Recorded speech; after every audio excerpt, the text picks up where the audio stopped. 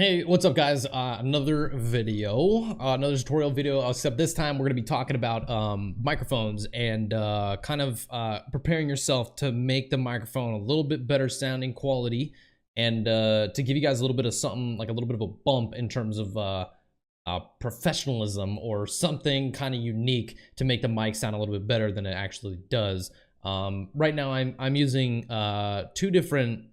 technically two different programs to mod the way my mic sounds so that it has a little bit more bass and a little bit more deepness in terms of what people call kind of like the podcast type microphone style. So right now I'm going to show you guys a couple things that I do on inside of OBS to get the mic sounding like how I do, and I'm going to show you guys right here quickly. If you guys right click on a source inside of OBS, so if you right click on a source, let me bring this up here so you guys can kind of take a look. Not sure how to do this properly.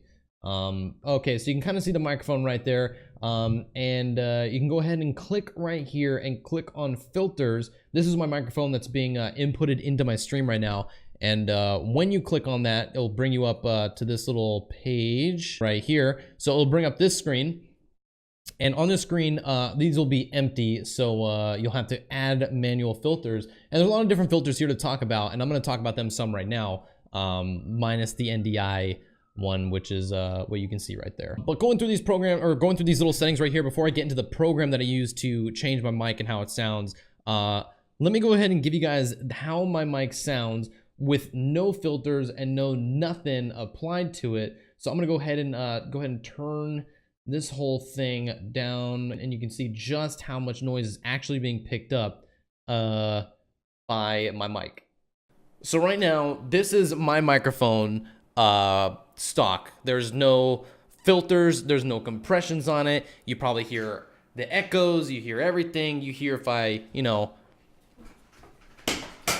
if I'm leaning in my chair, you're hearing all the little bits and pieces. You're hearing everything, you know what I mean? You hear every little thing. So sometimes you don't want that as a broadcaster. You don't want to be able to hear everything.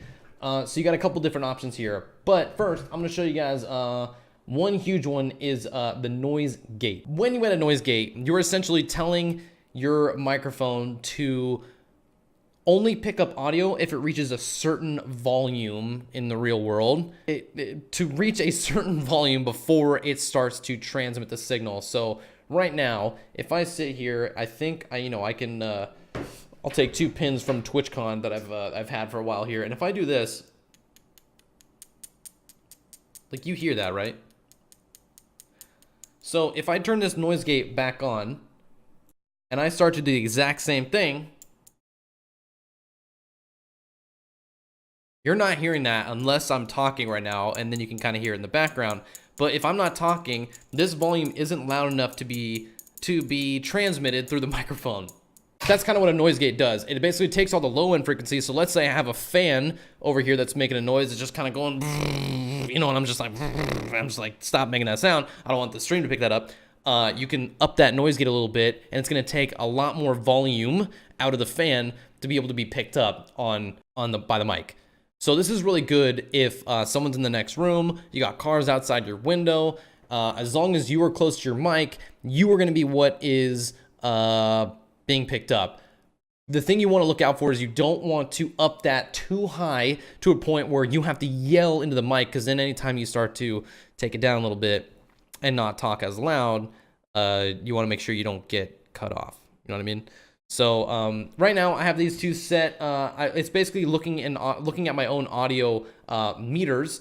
So if I kind of bring this over here, maybe I can kind of bring this down a little bit. You kind of see the audio meter jumping around right now. When I change, let me actually make this a little bit bigger so you guys can see. So when I am, actually, let me just get rid of that top one too. So as I'm speaking, you can see the microphone level up in the top right, jumping up and down, right? So as soon as I stop talking,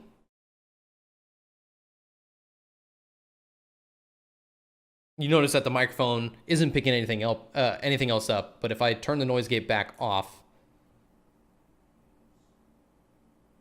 it's very subtle, but you can see a little bit of movement right here. And I have the decay set on, so kind of like you can see the green bar slowly come down.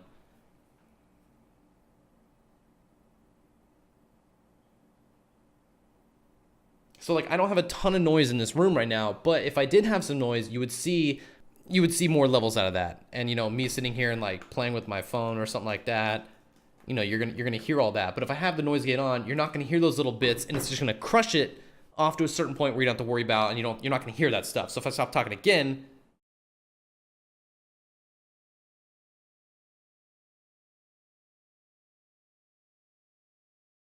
nothing's being transmitted until I speak again. So that's really nice. The noise gate is a huge thing to have in your channel. The next thing I want to talk about is right now I have two different things on. One, I have noise suppression, and another one is compressor. Compressor is huge, and most people overlook this thing because the compressor is just another filter. Maybe they don't know what it is, but a compressor basically takes your high ends. So when you're shouting, it's going to cap it, and it's going to lower the volume of you being super loud, where it distorts and not distorts when it gets too loud and like the volume continues going up. So right now I don't have the compressor on right now. So if you look at the highs on this little meter, and when I start talking really loud, you see how high that meter gets? You see how high that meter gets? It goes all the way into the red. Terrible. You don't want that. So when you turn on a compressor and you start to mess around with these settings, you start to realize that no matter how loud I get, I'm not going to hit that red, and I'm talking just as loud as I just did a second ago, and I'm not hitting that red because the compressor is compressing the audio. So if I'm talking normal, I'm going to have the same voice as if I'm talking loud, and I have the same volume level. It's gonna be uniform, as opposed to these highs and lows where people are gonna be like, bro, you just made my ears bleed because you screamed. And it's not perfect. It's not gonna work all the time. So if I quickly like, I'm gonna clap. So brace. You know what I mean? It still goes into the red because it doesn't have enough time to try to fix that. You know what I mean? So I'm sure you can mess with these settings and get it to where you want it. Right now, I mean, feel free to try out my setting. I'm in a very small room. And yeah, it's not a huge deal for me. I don't have to worry about too much, other than, you know, if I'm loud, the compressor will take care of me, and it'll take care of my viewers, your ears, and you don't have to worry about that problem. The next thing I want to talk about is noise suppression. This is really, really good if you have a fan in the background. You know what I mean? And I don't really have a source in my room right now to show you guys the difference, other than if I leave, let me leave the noise gate and the compressor off and allow you guys to hear the normal natural sound, and I'll turn this on. I'll put it at extreme levels, and you can kind of hear the difference between how the room sounds when I have it on and off. So listen to the room. I'm gonna leave the mic, you know, as is. I'm not gonna do anything. I'm gonna turn this on, and you're gonna hear the visible difference, and you might see these meters jump down because it's not picking up certain things like fans or like anything like that. So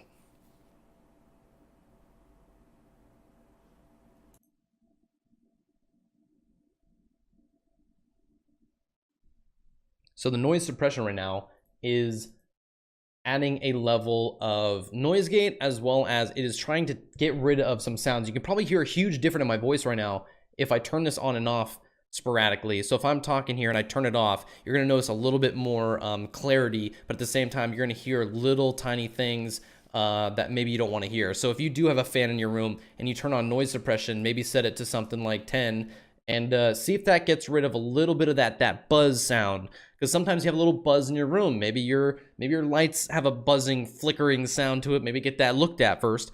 But maybe you have something. Maybe you have a downstairs neighbor who's vacuuming, and people can hear it. If you turn up the suppression a little bit, it's gonna try to like get rid of certain frequencies and certain little hums and stuff, and it really helps you out. I set this to about 10. Sometimes people can hear my computer's running, or I have a fan running, or I have my AC running. When I have my AC running, you're gonna hear everything, and I want that squished down and people to not hear that. So these filters are really helping me out with that.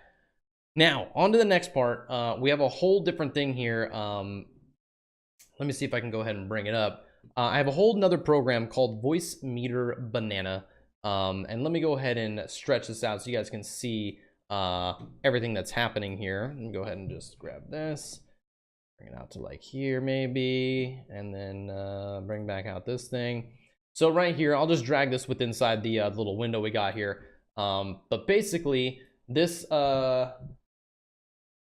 this app is taking my microphone and putting it through a little bit of an EQ tweaker, kind of, to change the way that my mic sounds. Usually you guys hear my voice something like this, where it's a little bit more bassy and it's a little bit more how I would like to hear myself sound.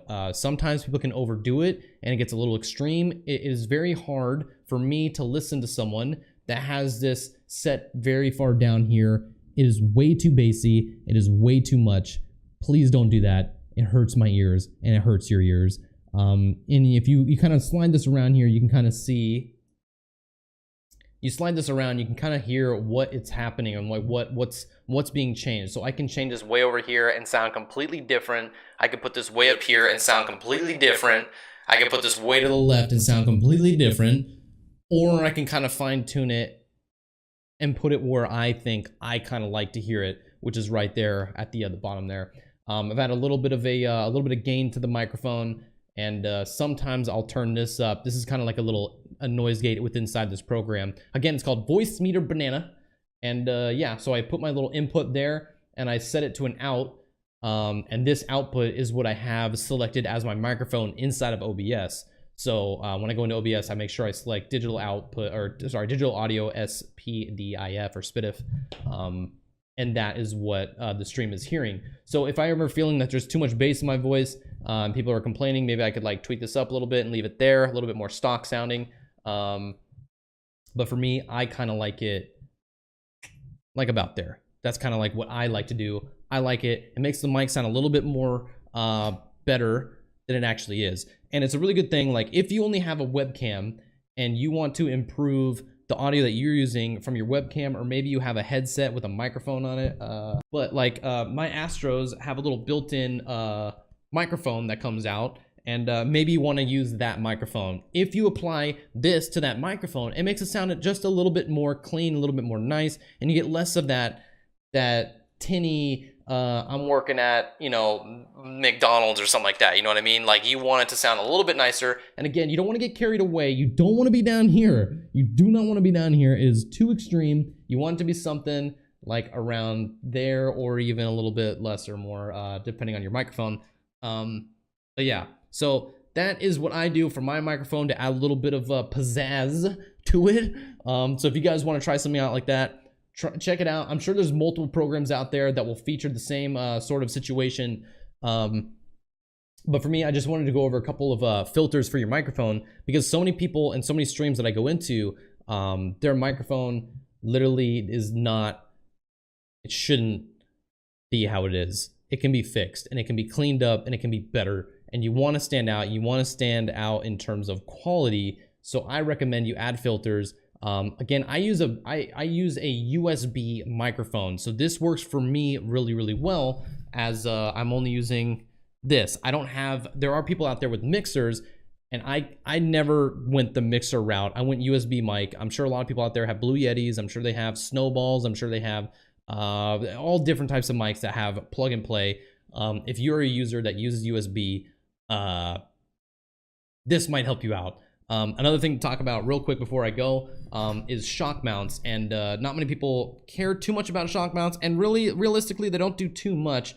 But a shock mount, which is what we're looking at right here, these little rubber bands and whatnot that are on the shock mount itself, really add a level of what's it called, a little bit of added protection in terms of like bumps and whatnot. Sorry for the mics, the arm squeakage. I don't know if you guys can hear that. I need to get a new arm. This one's a little old, but this absorbs a little bit of the impact in terms of like if I pound my desk or something like that, this will absorb a little bit of it. Or if let's say there's an earthquake that happens, this will kind of absorb a little bit of that shock. It is a shock mount to absorb any sort of taps or anything like that. If this was not in a shock mount and just attached to this arm, anytime I push on my keys or do anything like that, it is going to transmit that sound and those little annoying hits, and just completely be annoying. So I don't want that. The shock mount's there to alleviate that problem, and that's where we're at. Another thing you can't have, most mics already have this built into it, is a pop filter. That is what this little thing here on the end is. It's literally just a it's just a piece of plastic with a screen and some foam on the inside. But I don't know if I can actually show you. But basically, it's just it's rubber banded on here. There's a little piece of foam on the inside, and then on the outside is just the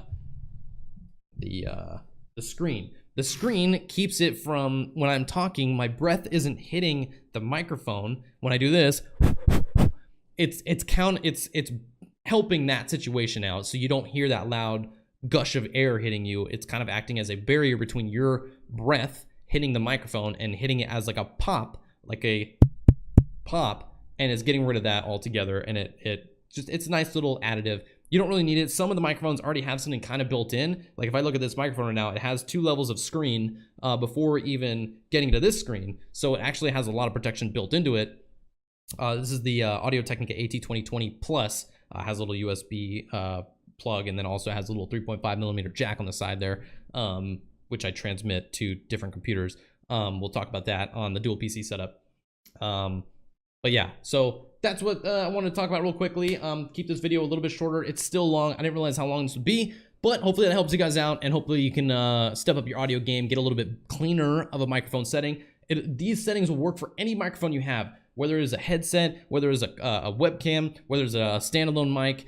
And yeah, one last thing I want to say is if you have a mic that has a stand, try not to use the stand. Try to get an arm. Try to get something that will absorb the impact of your banging on your desk or you typing or anything like that. People don't want to hear, you know, the pounds from your desk. They want to hear when you're typing. They don't want to hear every single thing because it's transmitted through vibrations into the mic. And if it's sitting on a stand, you're gonna hear it if you don't have a shock mount. Shock mount will help a little bit if you're still in a stand, but if you're not in a stand and you don't have a shock mount, if you don't have an arm, you don't have a shock mount, most likely you're gonna hear every little thing you do on your desk. So try to get yourself an arm. This arm literally cost me, I think it was $15.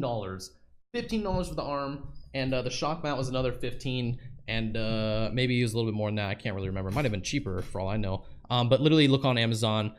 Very cheap stuff. Just look up scissor mic scissor arm, something like that, and then a pop filter, and you should be good to go. Most of these little threaded things right here are universal, so most shock mounts and everything will fit on these arms. And yeah, so that's it. Thank you guys. If you have any questions about audio, hit me up. I'm not a huge audio person, so I can't claim to know everything here. I just kind of go off of what I hear of my own stream, and I try to tweak it a little bit to make it sound how I like it. So yeah, if you guys like this video, like, subscribe, all that fun stuff. Just sub to the channel. Just sub, okay? Help me out. Sub the channel. What are you doing? Just sub.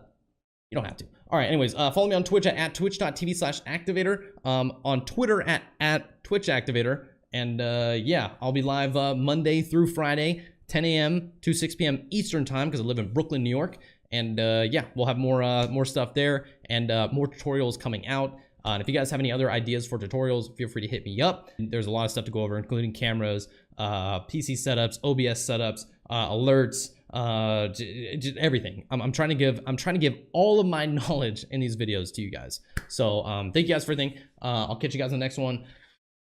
Peace out.